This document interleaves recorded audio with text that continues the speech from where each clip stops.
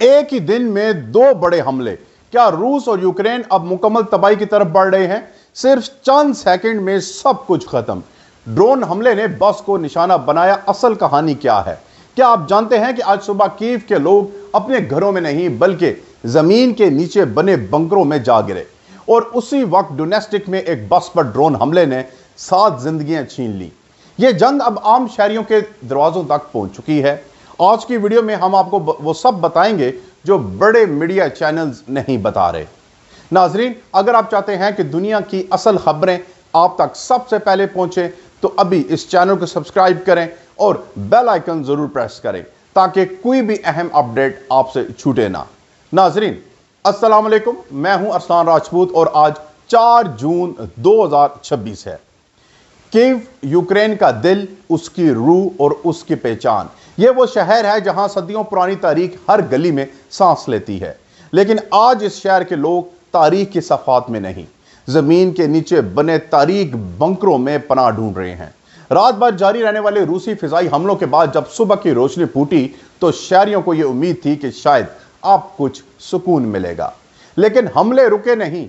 दिन चढ़ते ही एक बार फिर सायरन बजने लगे और कीव के बाशिंदे दोबारा पनाह गांव की तरफ भागने पर मजबूर हो गए। अल जज़ीरा के नमागरात उनके मुताबिक इन शहरियों से उन्होंने मुलाकात की जो इन्हीं बंकरों में वक्त गुजार रहे थे। तो उन्होंने जो मनाजिर देखे वो लफ्ज़ों में बयान करना मुश्किल है। बूढ़े, बच्चे, ख्वातीन, सब एक ही छत के नीचे एक ही खौफ के साथ, और कोई अपने प्यारों का इंतज़ार कर रहा है, कोई मोबाइल फ़ोन पर ख़बरें देख रहा है और कोई बेबस बैठा खामोश इंसान आने वाली मौत का इंतज़ार कर रहा है। यह कोई फिल्म का मंजर नहीं, ये 2026 की हकीकत है जो यूरोप के वस्त में रोज़ लिखी जा रही है। लेकिन कीव की यह कहानी सिर्फ एक तरफ की कहानी है। उसी दिन, उसी घड़ी जंग का एक और चेहरा सामने आया, और इस बार यह चेहरा रूसी ज़ेरे कंट्रोल इलाके से आया, डोनेस्टिक, जो अब रूसी नस्ब करदा इंतजामिया के हाथों में है। यूक्रेनी ड्रोन ने उस बस को निशाना बनाया और 7 अफराद मौके पर हलाक हुए। डोनेस्टिक के रूसी नस्ब करदा सरबराह के मुताबिक उन्होंने टेलीग्राम पर इस हमले की तस्दीक की और इसे यूक्रेन की जारियत करार दिया। यह वही डोनेस्टिक है जिसे रूस ने 2022 में बाज़ाब्ता तौर पर अपने साथ इल्हाक करने का ऐलान किया था। गो बैनुल-अक़वामी बरादरी की अक्सरियत ने इसे इल्हाक को तस्लीम नहीं किया। अब सवाल यह पैदा होता है कि यह वाक़यात अचानक क्यों, ये इनमें इजाफा क्यों हुआ, और सबसे अहम, यह सिलसिला कहाँ जाके रुकेगा। दरअसल ये दोनों वाक़यात अलग अलग नहीं हैं, ये एक ही जंजीर के 2 कड़ियां हैं। रूस गुज़िश्ता कई महीनों से कीव और दीगर यूक्रेनी शहरों पर ड्रोन और मिसाइल हमलों का सिलसिला जारी रखे हुए है, जिसका मकसद यूक्रेन के इंफ्रास्ट्रक्चर को तबाह करना और अवाम के हौसले पस्त करना है।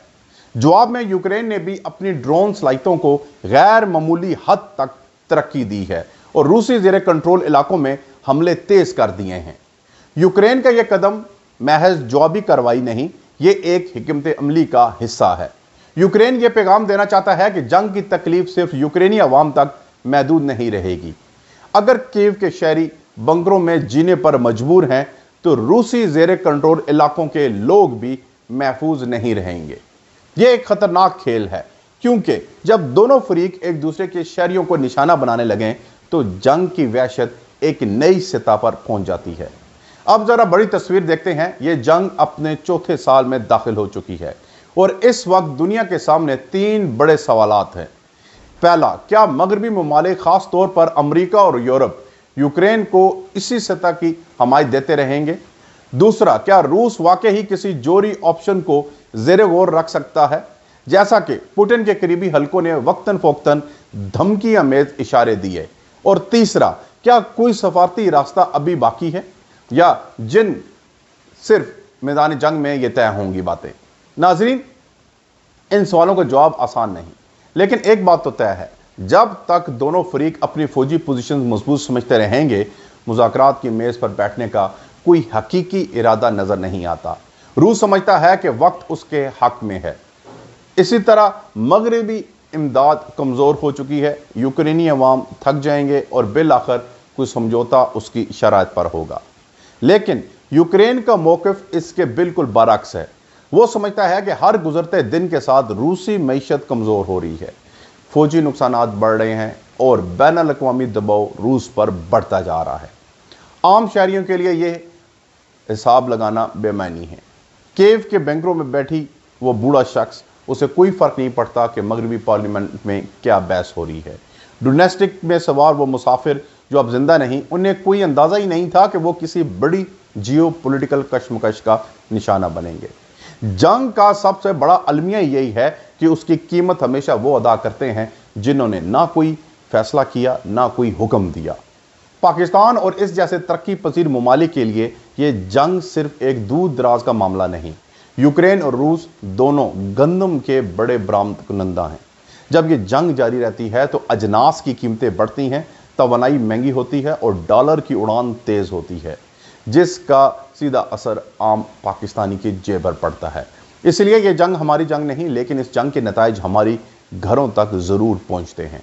नाज़रीन, आज के वाक़यात ने एक बार फिर यह साबित किया कि यह तनाज़ा तूल पकड़ता जा रहा है और दोनों तरफ से हमलों की शिद्दत कम होने की बजाय बढ़ती जा रही है।